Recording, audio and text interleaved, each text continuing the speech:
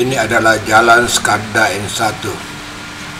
Jalan Skarda N1 adalah jalan yang menghubungkan antara Jalan Tamalate dengan Kompleks Perumahan Mangasa.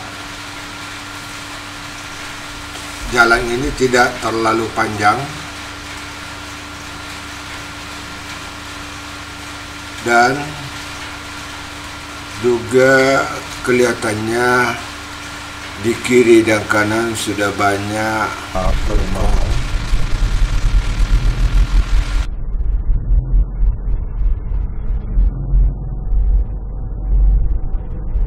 Ini masih Jalan Skarda Blok N.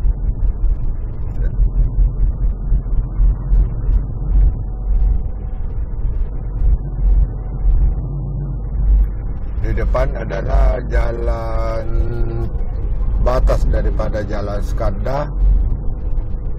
Kita masuk ke Kompleks Mangga Permai Mangasa Permai. Ini kompleksnya. Kompleks Mangasa Permai. Kita masuk.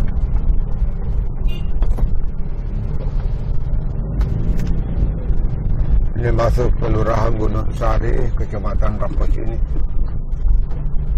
Ini adalah perumahan Mangasa.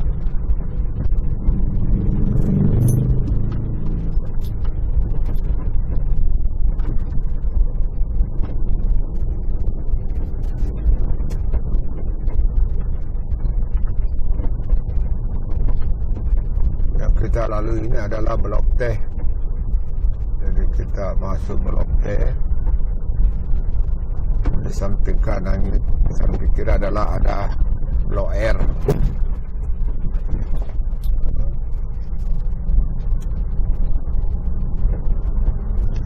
Kemudian selanjutnya adalah Blok U.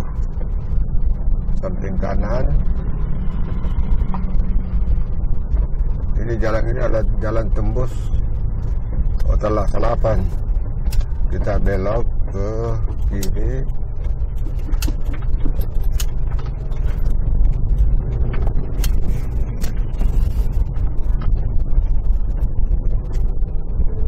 Adalah Blok J daripada Mangasa.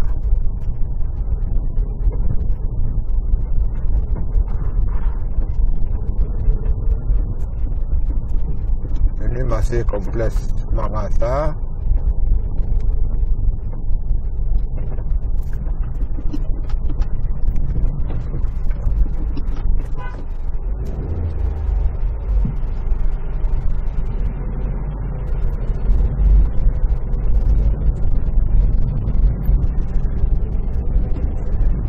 Kita akan tembus ke Jalan Talas Salapan melalui ini ada Puskesmas Mangasa. Ini masih Kompleks Mangasa.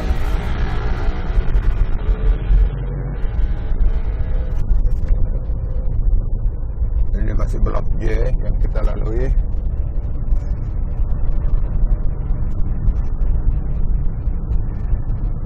Itu adalah di depan adalah Unismo. Ini Blok B di sebelah kiri, Mangasa.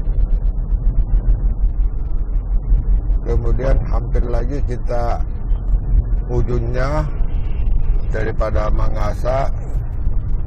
Ini ada Blok N.